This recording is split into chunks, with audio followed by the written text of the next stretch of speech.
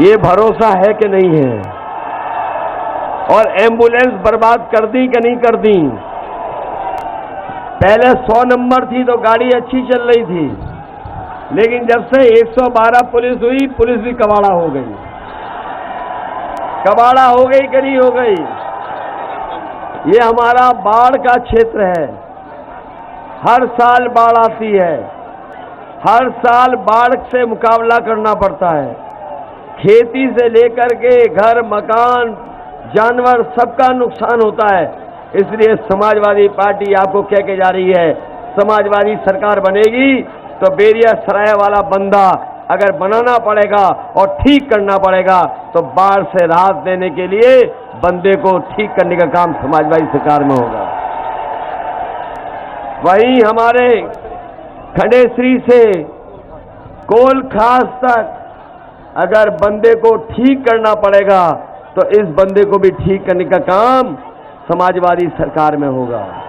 और हम तो कहेंगे कि जहां पर नेपाल में बड़े पैमाने पर पानी आता है, अगर हमारे संबंध अच्छे हो जाएं और अगर नेपाल तैयार हो जाए, तो कहीं न कहीं बहुत सारे बिजली बनाने के प्लांट लगाए जा सकते हैं, जिससे कि न केवल बाढ़ पे नियंत्रण होगा, बल्कि नेपाल को भी बिजली से फायदा होगा, भारत को भी फायदा होगा, और जो कारखाना लगाएगा कहीं न कहीं उसको व्यापार करने का मौका मिलेगा। इसलिए समाजवादी सरकार बनेगी जहां हमने बड़े बड़े कोयले से बिजली बनाने वाले कारखाने लगाए थे, जिसकी वजह से आज बिजली बन रही है। ये जो बिजली मिल भी रही है, ये कोई बाबा जी ने बनाई हुई बिजली नहीं दी है। ये समाजवादियों की सरकार में जो बिजली के कारखाने बने थे, उसी की वजह से आज बिजली उपलब्ध है। और अगर इन्होंने बिजली के कारखाने बनाए होते, तो कम से कम गोरखपुर के लोगों ने उनके मुंह से बिजली के कारखाने का नाम तो सुना होता। बताओ, बाबा मुख्यमंत्री ने अगर एक भी बार बिजली के कारखाने का नाम अपने मुंह से बोला हो तो बता दो। और हम तो दावा करते हैं कि जो 5 साल में नहीं रट पाए बिजली का कारखाने, वो कभी नहीं रट पाएंगे बिजली के कारखाने का नाम। बताओ पत्रकार साथियों, उन्होंने कभी अपने मुंह से कहा हो कि 3x660 super critical thermal plant? बताओ कभी बाबा मुख्यमंत्री जी ने कहा हो तो बता दो। मैं जानता हूं कि बाबा मुख्यमंत्री कह नहीं सकते हैं। अगर उन्होंने बनाया होता तो शायद एक बार को वो कह सकते थे।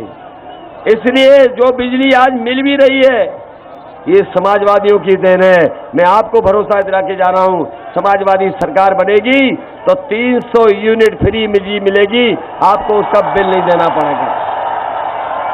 और हमारे किसानों के लिए सिंचाई माफ होगी, वो भी आपको बिल नहीं देना पड़ेगा किसानों को। मुझे याद है कि जब से बुंदेलखंड की, मुझे याद है कि बुंदेलखंड में कभी बुंदेलों के समय तालाब बने थे, वहां पर कई नदियां बहुत पुरानी थी, उनका धार्मिक, सांस्कृतिक और हमारा बहुत सारी संस्कृति में उनके बारे में जानकारी थी। न तालाब खुदे थे, न वो नदियां कभी साफ हुई थी। अगर आपके बाढ़ से राहत दिलाने के लिए अगर नदियों की डीसिल्टिंग करानी पड़ी साइंटिफिक तरीके से, तो नदियों की डीसिल्टिंग साइंटिफिक तरीके से करा करके आपकी नदियों का पानी निकल जाए, नालों से पानी निकल जाए, वो भी इंतजाम समाजवादी सरकार में करने का काम करेंगे।